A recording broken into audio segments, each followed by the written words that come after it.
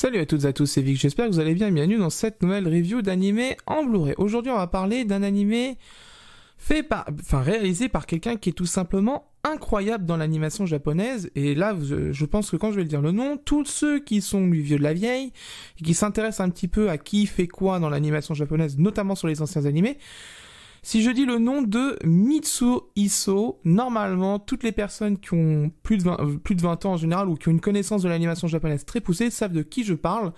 Et bien tout simplement, c'est l'animateur clé de beaucoup de chefs-d'œuvre de l'animation japonaise, Neon Genesis Evangelion, le film The End of Evangelion, Ghost in the Shell. Il a bossé sur énormément de choses en animation clé, sur énormément de productions qui sont incroyables. Et aujourd'hui, on va parler de son œuvre qui a été écrite et réalisé par lui-même, Denocoil. Alors, Denocoil, c'est déjà tout droit sorti du studio Madhouse. Madhouse, ils ont fait Death Note, ils ont fait un tas d'animés, ils ont fait One Punch Man saison 1 qui était tout simplement fabuleuse. Ils ont fait un tas d'animés très connus là-dessus.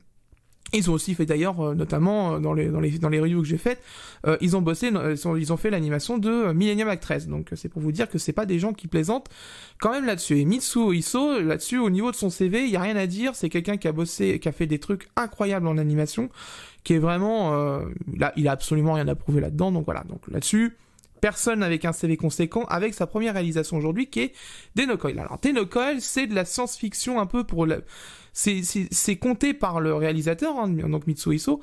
Il essaye de montrer ce que lui voit, comment va être les années 2020.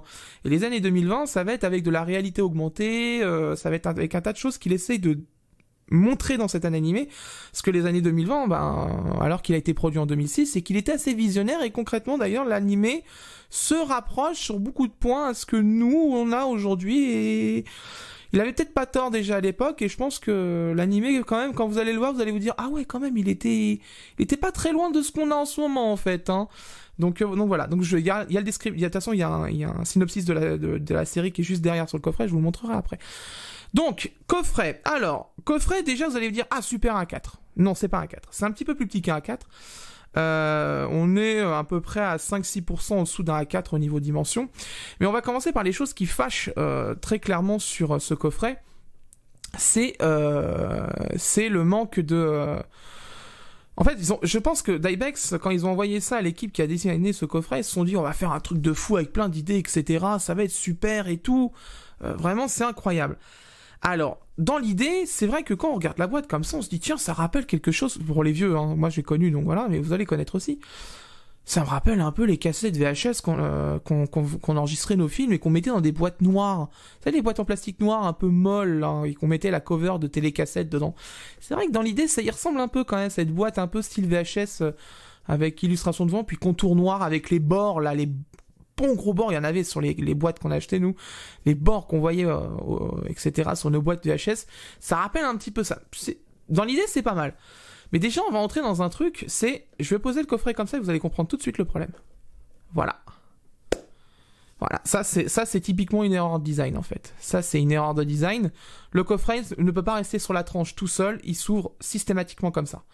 S'il n'est pas calé par deux coffrets pour le plaquer comme ça, c'est impossible. Et d'ailleurs, quand je le plaque bien comme ça, il reste toujours du jour. Là, il faut que j'appuie très fort pour qu'il soit vraiment parfaitement aligné. Parce qu'autrement, dès que je lâche un peu, hop, voilà, il se réouvre ici. C'est un peu dommage. Et du coup, à chaque fois qu'on le pose comme ça, il y a le hardbook qui pousse le rabat et voilà, il y a un jour qui se crée. Donc lui, il faut absolument qu'il soit calé entre deux coffrets. Et d'ailleurs, vu son format, parce qu'en fait, il est comme ça. Voilà, la tranche, c'est comme ceci. Donc en fait, il va falloir qu'il soit comme ça, avec deux coffrets comme ça en long, genre des coffrets Halsey animés ou des coffrets d'Ibex, genre sur King's Game, etc. Ce qui fait à peu près, il fait cette hauteur-là. Je vais vous montrer juste vite fait. On va prendre un truc tout bête. Qu'est-ce que j'ai ici qui pourrait faire l'affaire ? Tenez, mon téléphone portable, voilà. Ça, c'est un Samsung Galaxy Note 20 Ultra. Hein. Donc je vous renseignerai au niveau des dimensions. Voilà. Il fait la hauteur de mon Galaxy Note 20 Ultra. Voilà. Donc ça, c'est la hauteur d'un coffret classique qu'on voit chez Halsey Animé, chez Dybex. Les coffrets, par exemple, de Sword Art Online de IDP sont aussi comme ça, sont aussi dans cette hauteur-là. Donc déjà, il va falloir impérativement qu'il soit comme ceci, sur la tranche comme ça, avec le logo d'Ibex en haut, et plaqué par 2 coffrets et bien serré pour pas qu'il s'ouvre toutes les 2 minutes et que y a des cochonneries qui rentrent dedans. Vous allez vous dire, bon, c'est un détail, etc. Ce qui est dommage quand même dans cette idée, c'est que pourquoi pas faire ce système-là, mais il aurait mieux valu mettre un rabat. Si tu pouvais faire la mise au point, merci.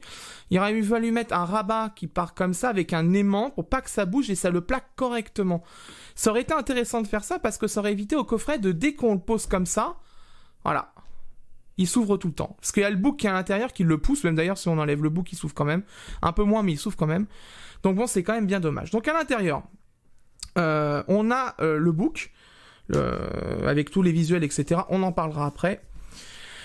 On va rentrer dans les choses qui fâchent un petit peu quand même là-dessus. Vous allez comprendre pourquoi. Alors, on avait vu quand il avait été annoncé le coffret, quelque chose qui moi me faisait un peu peur, c'était les fameuses pochettes comme ça pour ranger les disques.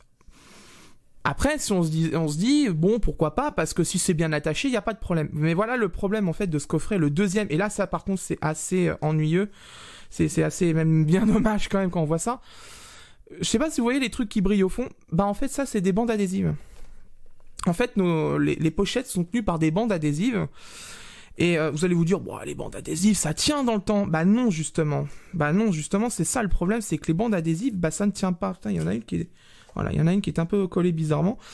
Ça tient pas vraiment dans le temps, les bandes adhésives, tout simplement parce que avec le temps et l'air ambiant et la poussière, etc., et si vous l'ouvrez, etc., les bandes adhésives, la colle perd de sa puissance, en fait. Donc, au bout d'un moment, avec le temps, ça se décollera.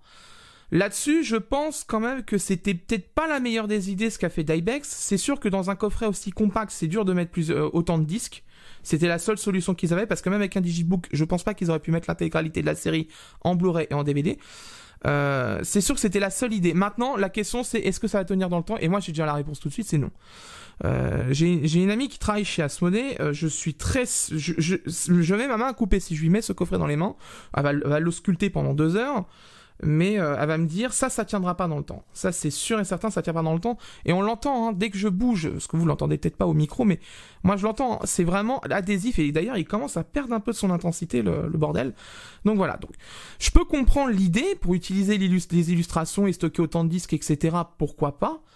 Mais quand même, enfin, là-dessus, c'est pas un coffret qui va durer dans le temps, du coup.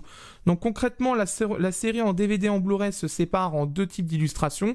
Ça, c'est bien, ça fait un petit mémo pour bien comprendre quelle est la différence entre les DVD et les Blu-ray, donc c'est vachement cool.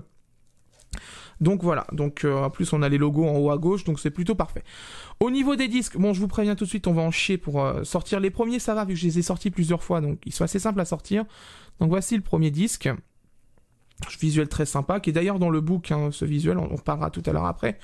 Donc, deuxième disque, hop. Alors, je peux vous dire que je fais extrêmement attention de ne pas mettre la moindre pression sur les...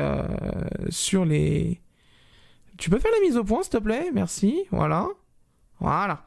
Donc, je peux vous dire que je fais très attention pour pas mettre la moindre pression sur la pochette au niveau... une tension ou quoi que ce soit, parce que j'ai peur que ça se décolle, en fait.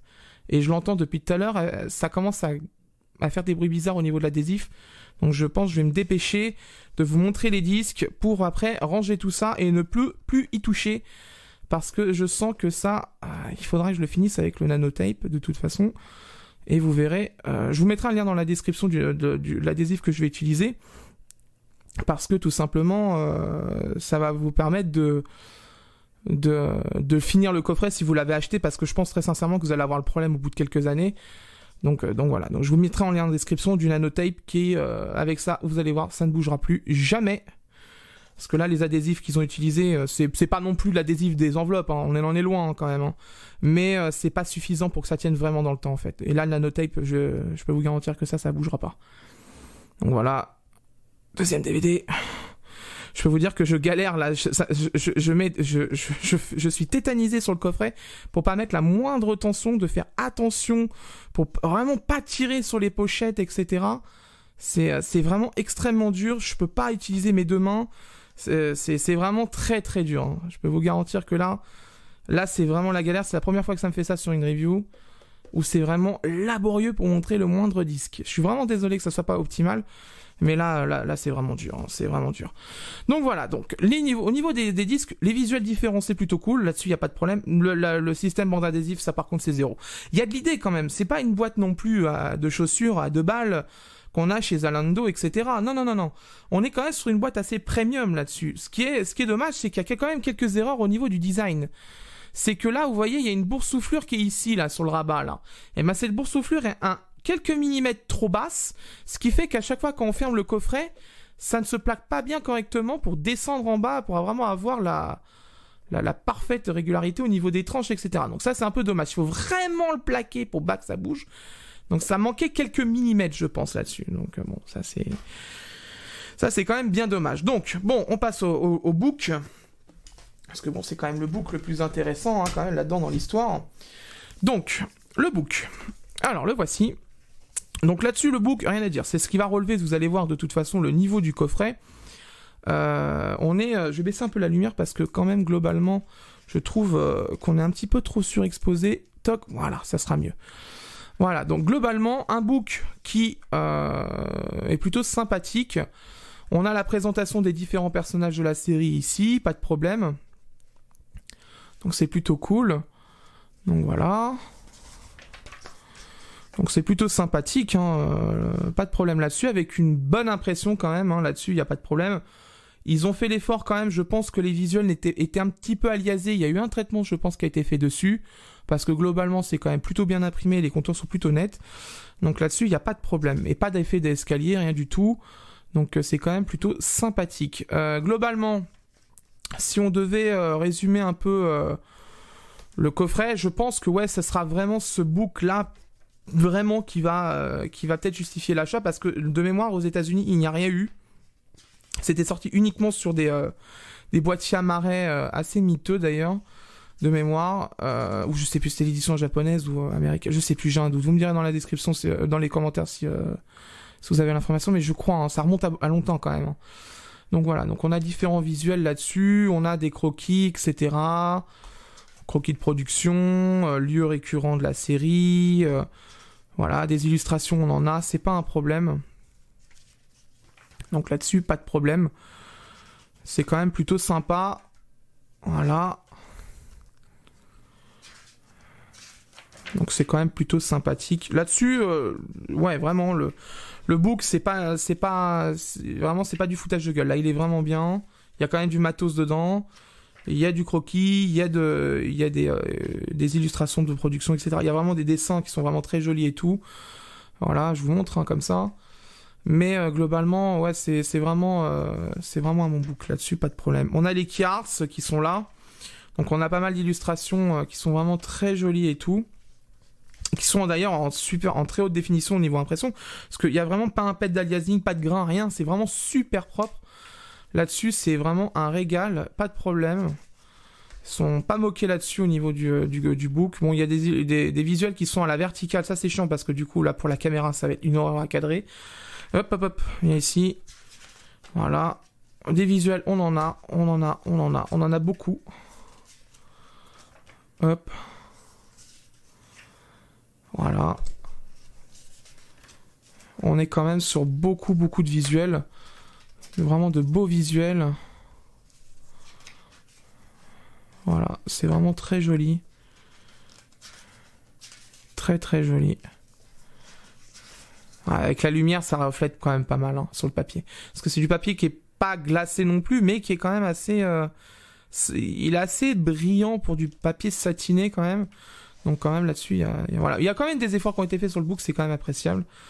Là-dessus, vous voyez, ça fait plaisir d'avoir un beau book comme ça.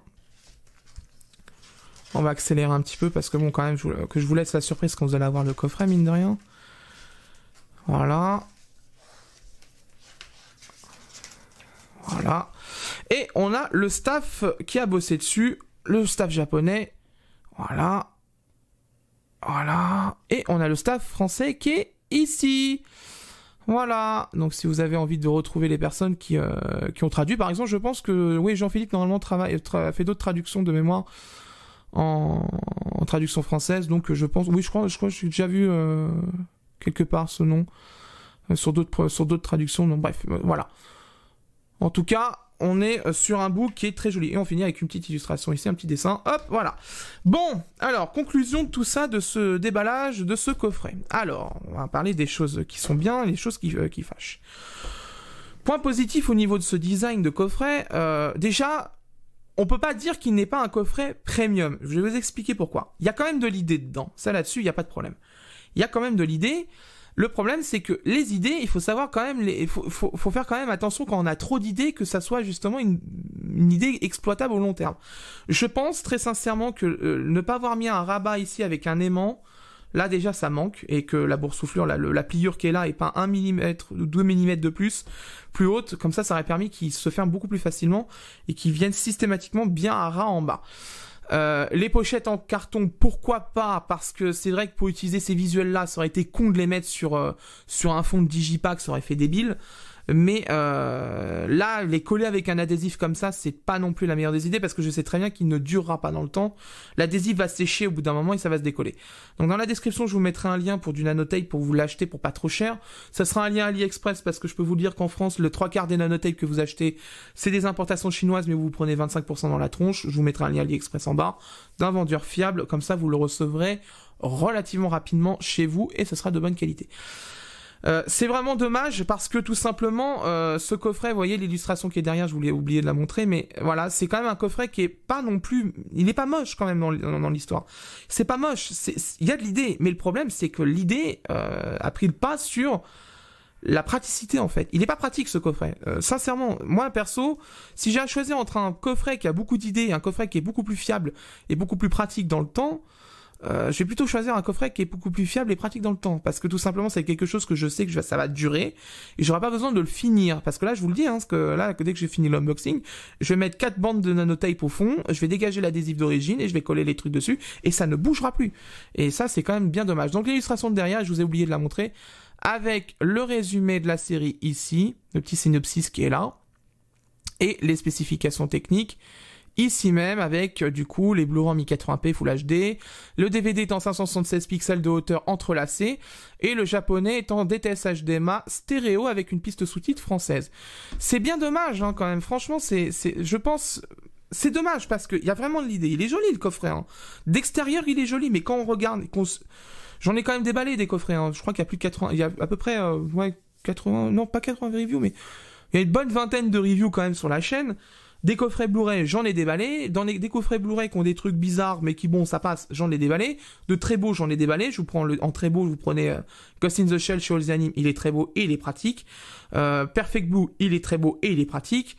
Vous prenez Lady Oscar, il est très beau et il est pratique. Même s'il est ultra imposant et que les disques sont dans le livre, ça reste quand même très pratique parce qu'il ne bouge pas les disques et au moins, c'est quelque chose qui tient dans le temps. Mon coffret, ça fait des années que je l'ai, il a pas bougé. Là, sincèrement, par contre, je doute que celui-là, il dure dans le temps. Je vous le dis, moi, je mets ma main coupée. Si vous faites pas la manip du nanotape au fond, je pense que d'ici 2-3 ans, les bandes d'adhésif vont sécher, ça va se décoller, tout va se décoller. C'est sûr et certain. Parce que c'est pas un adhésif non plus de très haute qualité qu'ils ont utilisé au fond. J'ai regardé, c'est très fin, ça colle très peu. C'est pas non plus l'adhésif des enveloppes, mais c'est un peu au-dessus, mais quand même, ça va pas tenir. Que le nanotape, au moins, c'est collé, ça ne bougera plus. Et ça, je peux vous le dire. Le nanotape, on en utilise beaucoup ici et ça bouge pas. Donc bon, moi, je vais regarder la série. Ça va me faire du bien de la regarder, la série, parce que tout simplement, c'est une série que j'ai vue pendant sa diffusion japonaise, donc ça va me faire vraiment bizarre de la revoir aujourd'hui dans une qualité décente, parce que je peux vous dire que la version télé, c'est une catastrophe, avec le film grain effect, l'effet de grain de film, qui a été appliqué sur cet animé. Je peux vous dire qu'à la télé, ça a été vraiment un carnage, ça pixelisait beaucoup à la télé japonaise, et pourtant, je peux vous dire que la télé japonaise, par rapport à la télé française, ça met une sacrée dérouillée, mais là, c'était vraiment moche. Donc là, le revoir en Blu-ray, ça va me faire vraiment plaisir. Et donc, moi, je vous donne rendez-vous pour la seconde partie de la review. Pour vous, ça sera dans quelques secondes. Pour moi, ça sera dans quelques jours, même plusieurs jours quand même. À tout de suite. Bien, après avoir vu le Blu-ray, je peux vous donner mon avis. En ce qui concerne la définition, c'est une définition de 1900 par 1080, FPS de 23,76, une compression en H264 et un débit vidéo qui avoisine les 24 mégabits par seconde. Pour comparaison, le Blu-ray japonais est à 31-32 mégabits par seconde à peu près. Denocoil, pendant sa diffusion TV, avait essuyé le plâtre d'un choix artistique très dangereux, l'utilisation de l'effet grain de film. Vous savez, ce grain qu'on voit souvent dans les films assez typés anciens pour donner un aspect vraiment oldies ou quelque chose comme ça dans les films, c'est un grain qui est très visible à l'image et souvent ça c'est quelque chose qui est très dangereux pour les compresseurs vidéo. Pendant sa diffusion télé, vu que la compression là-bas à l'époque était en MPEG 2, ça a été une véritable catastrophe et du coup ce qui avait donné une image dégueulasse. Ça pixelisait même par moments à la télé, donc pour vous dire quand même que pourtant les standards télé japonais sont quand même assez élevés, mais là c'était vraiment assez violent. Il a fallu attendre la sortie du Blu-ray pour corriger ceci. Maintenant la question est de savoir, est-ce que ce Blu-ray français est à la hauteur? Oui, il est à la hauteur, il est très propre malgré qu'il possède moins de débit de vidéo que le Blu-ray japonais. La gestion du grain est très bonne et très proche de celle du Blu-ray japonais. J'ai eu l'occasion de vérifier la cohérence des couleurs entre le Blu-ray français et le Blu-ray japonais. Elle est identique, donc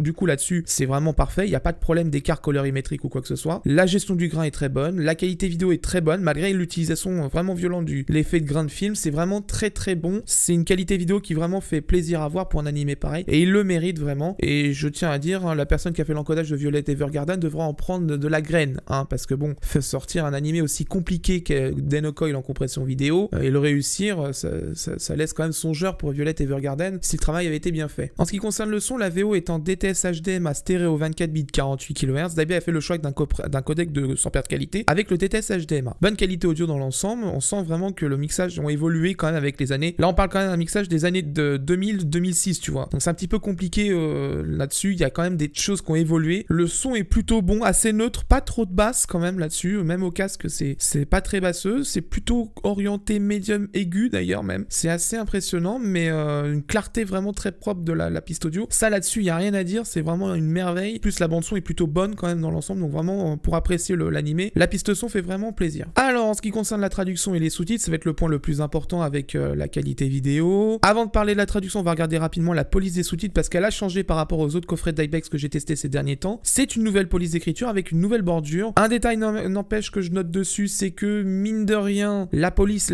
les sous-titres sont un tout petit peu trop bas, il faudrait les relever un tout petit peu plus. C'est parce que je vous rappelle que juste en sous-titres, on calcule justement la distance entre le centre de l'écran et les sous-titres. C'est pour éviter justement que s'ils sont trop bas les sous-titres, de faire des allers-retours trop importants du centre vers le bas tout le temps et de fatiguer les spectateurs à faire ce mouvement-là. On monte juste un tout petit peu les sous-titres pour éviter justement que les yeux descendent tout en bas de l'image, ce qui fatiguerait prématurément le spectateur. La police d'écriture est plutôt bonne, la bordure est nickel, au niveau de la taille c'est parfait, hein, j'ai testé. Rien à dire là-dessus, c'est quand même bien visible à bonne distance, donc franchement il n'y a rien à dire là-dessus. La traduction quant à elle est plutôt bonne, d'ailleurs justement cette traduction est utilisée aussi chez ADN et Wakanim parce que l'anime est disponible en SVOD chez eux, et chez Wakanim vous pouvez même acheter les épisodes en dématérialisé directement en achat définitif. La traduction est plutôt bonne dans l'ensemble, bonne adaptation, là-dessus il n'y a rien à dire. J'ai pas relevé de cohérence très bizarre ou quoi que ce soit, franchement c'est du bon boulot là-dessus, il n'y a rien à dire, mais globalement quand même, les fans de VO vous pouvez être ravis, cette traduction est plutôt bonne. C'était ce que je craignais un petit peu justement parce que pour une série pareille, s'il n'y avait pas une bonne traduction, ça aurait été vraiment dommage de se taper une traduction digne d'un Google Translate comme on a vu sur le Blu-ray des Enfants du Temps en 4K. En conclusion, je peux que vous recommander l'achat de ce coffret sous deux conditions. La première, c'est que si vous avez vraiment envie d'acquérir ce coffret parce que cette série vous plaît, et je vous invite quand même à la découvrir quand même, cette série c'est vraiment incroyable. Denocoil, je vous le dis et je vous le répète, je vous l'ai dit pendant le unboxing, c'est pas n'importe qui a la réalisation, c'est pas n'importe quel animé, et c'est très important de le voir parce que c'est vraiment un des flags, comme je dis, un des marqueurs de l'animation japonaise Denocoil. Je vous le recommanderais vraiment pour découvrir la série, mais surtout aussi pour son book, parce que le book quand même est quand même plutôt bon quand même, mine de rien. Le seul point noir qui à mes yeux serait vraiment handicapant pour prendre ce coffret, c'est les finitions en interne, le système de fixation des disques, je suis désolé mais c'est pas possible, ça c'est inacceptable. Finir le coffret moi de mon côté avec du nonotape, moi ça m'exaspère un petit peu. On peut me dire ce qu'on veut, oui mais il y a de l'idée, c'est pas mon problème, moi ce que je demande c'est un coffret qui dure dans le temps. Là je sais très bien que l'adhésif qu'ils ont mis dedans ne tiendra pas dans le temps, c'est pas possible, c'est de l'adhésif basique, il va sécher et à un moment quand il sera séché, les disques vont se décoller, et ils sont déjà même d'ailleurs décollés, je vous en ai montré dans la vidéo, certains se décollent déjà parce qu'on tire un tout petit peu trop dessus quand on retire les disques, et voilà c'est le drame, c'est un peu dommage, mais bon, là-dessus je pense que il y a de l'idée, mais c'est pas non plus les meilleurs choix qui ont été faits. Je sais pourquoi ils ont fait ça, mais je pense que c'est pas la meilleure des idées. Il aurait fallu rajouter un rabat en bas pour éviter justement que déjà le coffret s'ouvre tout le temps, parce que je vous rappelle que 30 secondes, que là, à l'heure actuelle, je vous l'ai montré pendant l'unboxing, le coffret s'ouvre toutes les 2 minutes en fait. C'est ça le problème. C'est qu'il peut pas tenir fermé parce qu'il y a la boursouflure qui est en haut, je vous l'avais montré. Mais justement, ça c'est un vrai problème. Ils auraient fait le rabat du haut un tout petit peu plus haut, plus mettre un rabat du bas avec un aimant comme sur un coffret que je vais vous présenter d'ici quelques temps, vous allez voir. Là, il y a de l'idée. Ils auraient mis ça, le coffret ne serait pas ouvert toutes les 2 minutes, le bouc s'amuserait pas à pousser le grand rabat de façade toutes les 2 minutes, et ça aurait été mieux, et le coffret aurait été mieux au niveau emplacement dans une vidéothèque. Là-dessus, je comprends pas. C'est des choix qui moi, à mes yeux, c'est un cas d'école d'erreur de design. Je suis désolé là-dessus, mais ça me fait chier pour Dybex parce que cette série quand même est très importante, et là-dessus, se foirer sur un coffret avec des choix discutables, même plus que discutables, parce qu'on donne ça à n'importe qui. Je connais une amie qui travaille chez Asmodée, qui fait justement le design des boîtes des jeux. Je lui montre ça, elle va me dire très clairement, la personne qui a fait ça, non, pas possible. L'idée pour ranger les disques avec les visuels et tout, ok, pourquoi pas. Si ça avait été bien fixé et tout, que ça bouge pas dans le temps, pourquoi pas. C'est dommage parce que la qualité vidéo, la traduction, le son est très bon, tout est très bon sur ce Blu-ray. Ce qui va pénaliser, c'est la boîte. C'est quand même con parce que pour un Blu-ray vendu une 60aine d'euros sur le site de Dybex, parce que je vais vous recommander de l'acheter là-bas parce qu'elle n'est pas disponible sur Amazon, cette édition, il n'y a que l'édition DVD. Malheureusement, je pense qu'en fait, Dybex s'est tiré une balle dans le pied d'eux-mêmes en fait. Je sais pas qui a designé cette boîte, mais très clairement, je pense que c'est une personne qui ne se rend pas compte des contraintes de stockage des coffrets aujourd'hui en fait. Aujourd'hui, on a besoin de coffrets un petit peu standardisés parce que justement, pendant une époque, pendant le DVD, il y avait des coffrets de toutes les tailles. C'était un enfer à ranger. C'est assez épuisant ce genre de collection. J'ai plein de Blu-ray et de DVD qui sont dans des tailles différentes. Je suis obligé de leur réserver une place dans un endroit parce que je ne peux les mettre nulle part en fait. C'est le problème. Ils sont des tailles différentes. C'est invraisemblable. Moi, je pense que tous on est d'accord là-dessus. Tous ceux qui achètent des Blu-ray régulièrement, ils veulent vraiment avoir des coffrets qui rentrent dans une collection correctement. Et surtout qui ne s'ouvrent pas toutes les 2 minutes et qui n'a pas des problèmes de fixation des disques. Parce que le support des disques, moi je suis désolé. Ok, l'idée, pourquoi pas, ça voilà, on peut en discuter. Mais les bandes adhésives, c'est non quand même. Voilà, c'est la fin de cette review. J'espère qu'elle vous a plu. Prochainement, on va voir en Blu-ray, normalement, en review, s'il sort à temps, Yu Yu Hakusho. Il est prévu pour mars, normalement, mars ou avril. Il y aura normalement aussi de prévu le coffret S4 de My Hero Academia. Il y aura JoJo Bizarre Adventure, la dernière saison qui va sortir en Blu-ray, qui est prévue, je vous le dis, j'ai entendu. Vous êtes nombreux à me DM sur Twitter pour ça. Je vais faire la prochaine saison de JoJo qui sort en Blu-ray. Il n'y a pas de problème, c'est prévu. Donc en plus, on va pouvoir discuter du choix qui a été fait par Kazé de doubler cette dernière saison, mais ne pas avoir doublé les précédentes. Alors ça, c'est... Là, on est vraiment dans un cas de moquerie ultime de Kazé. On leur a demandé pendant des années pour que JoJo puisse passer à la télé de faire une VF. Ils ont jamais voulu. Et là, d'un seul coup, on va faire une VF. Enfin bref, c'est encore une histoire bizarre. On en parlera pendant que le Blu-ray sera sur la table. Vous inquiétez pas, quand la review sera là, on en discutera de tout ça. Vous inquiétez pas, on fera tout ça en temps et en heure. Il y a d'autres coffrets qui vont arriver. Pour l'instant, j'ai pas de date de sortie, mais ça a l'air d'être en bonne voie quand même là-dessus. Vous inquiétez pas, de toute façon, dès qu'il y a quelque chose qui va sortir et qui m'intéresse. Il y a notamment peut-être un coffret de Captain Tsubasa que je vois bien faire quand même, parce que depuis le temps je voulais l'avoir, mais j'ai pas pu, parce que j'ai énormément de problèmes à la période où il est sorti. J'ai eu pas mal d'emmerdes au niveau connexion, j'ai eu pas mal d'emmerdes sur les livraisons, etc. Je l'ai oublié, hein, je suis désolé, j'avais dit qu'en plus j'allais le faire, donc je vais le faire plus tard, c'est pas grave, tant pis. Ça sera un coffret de Kazé de plus qu'on fera. Il y a aussi Miss Kobayashi, je voudrais peut-être quand même le faire en plus de mon confrère Fighter d'Anime HD pour vraiment avoir de l'appui au niveau des sorties, etc. Il y a quelques rumeurs aussi comme quoi que Rising of the Shield Hero arriverait en Blu-ray d'ici quelques temps. On en parlera de toute façon. N'hésitez pas à me suivre sur Twitter si vous souhaitez avoir de l'actualité. N'hésitez pas, hein, les liens sont dans la description. Si vous souhaitez soutenir les reviews, comme d'habitude, je vous le répète à chaque vidéo, les liens affiliés Amazon dans la description sont vraiment très utiles. Bon, pour ce coffret malheureusement de Denokol, il y aura qu'un lien d'Ibex, mais si vous souhaitez acheter d'autres coffrets, il y a un lien plus bas Amazon qui permet de vous le faire sur la boutique. Et si vous souhaitez soutenir les reviews hors Amazon, le Utip est à votre disposition. N'hésitez pas, à votre bon cœur comme on dit, 1 euro ce que vous voulez, mais voilà, vous pouvez le faire. Au moins, vous avez la possibilité de soutenir comme vous le souhaitez. Quant à moi, je vous laisse et d'ici là, portez-vous bien. Ciao.